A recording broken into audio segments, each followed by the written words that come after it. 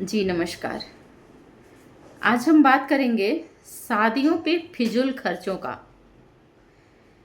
मैंने करीब-करीब कितनी सारी शादियों में मैं गई हूँ और उसमें मैंने देखा है कि उसमें 80% के लोग जो हैं, 80% लोग ये भी नहीं देखते हैं कि स्टेज कहाँ लगा है, दूल्हा-दुल्हन बैठे हैं या नहीं बैठे हैं, कौन आया, कौन गया, उन्हें कोई मतलब नहीं है।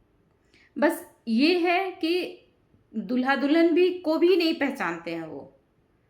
बस ये है घर के लोकेशन जानते हैं और उनका व्यवसाय जानते हैं, आपका प्रोफाइल जानते हैं और वो लोग जाते हैं शादियों में। डायरेक्ट जाते हैं, भोजन करते हैं और निकल लेते हैं। ना उन्हें जयमाल से मतलब है, ना दूल्हा-दुल्हन से मतलब है, किसी से कोई मतलब नहीं है। और हम हैं, कहते हैं कि हमने बहुत आलीशान व्यवस्था किया, बहुत सारे खर्चे किए। आजकल तो और रिवाज हो गया है होटल करने का।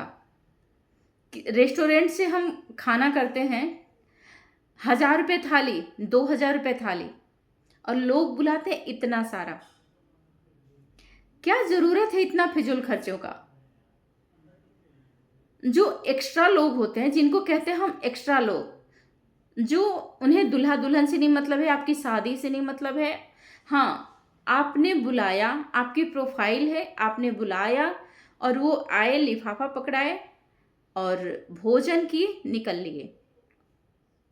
और भोजन की भी व्यवस्था क्या है? 36 तरह के चीज रहते हैं। एक बार प्लेट में सारे व्यंजन होने चाहिए। मैंने अक्सर देखा है, मैं हमेशा सोचती हूँ इस बात को, सारे प्रकार के व्यंजन वो लेते हैं, जितना खाते हैं और सारे कूड़ेदान में फेंक देते हैं। एक तो अन्न का अपमान। और फिर जो शादी कर रहा है, वो पता नहीं इस शादी का खर्च का किस्त कई सालों तक चुकाएगा और फिर उसकी ज़िंदगी में कितनी सारी मुश्किलें आएंगी और क्या क्या उसको करना पड़ेगा। लॉकडाउन के समय में गवर्नमेंट का रूल हो गया था कि किसी भी शादियों में आप 50 से ज़्यादा लोग नहीं रख सकते।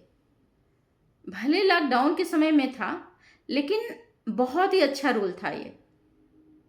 हमारे जिसके भी रिश्तेदार, परिवार बहुत ज़्यादा नहीं होते, वो उंगलियों पे गिने चुने होते हैं। क्या हम उतने में शादियां नहीं कर सकते? ये पूरे देश भर के लोगों को बुलाने की क्या जरूरत है?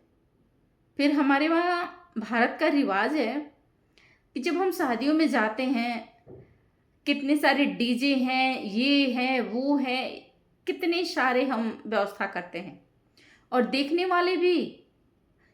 व्यवस्था ऐसा है, हम भी अपने वहाँ ऐसे ही करेंगे। मतलब एक शादी के लिए कितने सालों की कमाई इंसान लगा देता है, लोन तक लेता है और उसको कई सालों तक चुकाता है। उस लोन को चुकता करने के लिए उनके परिवारों में कितनी दिक्कतें आती हैं, कितनी अड़चनें आती हैं और जिस बच्चों की शादी होती है, उनके गृहस्थ जीवन में भी बहुत मनमुटाव हो जाता है। उससे किसका भला होता है? हम नातेदार रिश्तेदार में को बुला करके शादी करें, बहुत ज़्यादा जो अपरिचित हों, सिर्फ नाम के लिए जान पहचान के हो, तो उनको क्यों बुलाना? इतना बोझ क्यों करना? प्री वेडिंग शूट होता है, क्या जरूरत है दिखावे की इतना?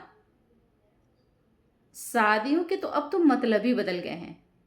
एक समय था ये जीवन भर का रिश्ता होता था, जिसको पाणी ग्रहण कहा जाता था। मतलब ये होता था कि हम बच्चों की शादी कर रहे हैं, हमारे बच्चे अपनी लाइफ में खुश रहें,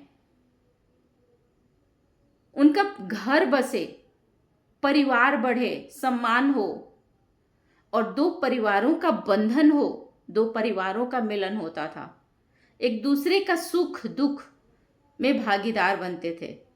और आज दिखावे के चक्कर में सब बर्बाद हो रहा है। इतना दिखावा करना ही क्यों? मेरे मन में ये बात कई दिन से आ रही थी, मैंने सोचा कि एक वीडियो के थ्रू मैं डालूँ कि शादी में अनावश्यक खर्च इतना क्यों? अगर आप लोग को अच्छा लगे आप लोगों को तो मुझे कमेंट करें। नमस्कार।